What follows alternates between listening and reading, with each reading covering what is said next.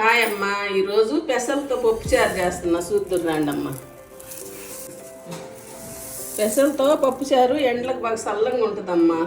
ఈ రోజుల్లో ఇది తింటే బాగా మంచిది.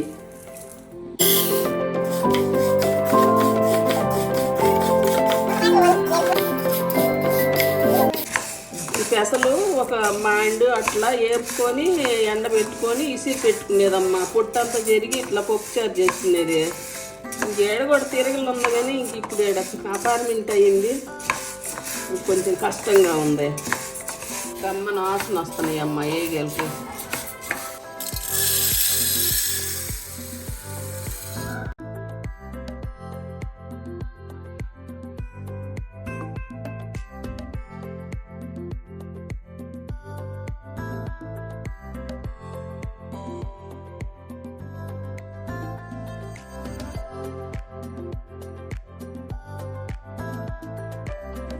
ఎనిమిది విజిల్ దాకా రావాలమ్మా. పెసలు తొందరగా కొంచెం లేట్ అవుతుంది. బాగా ఉడకాలంటే 8 విజిల్ రావాలి.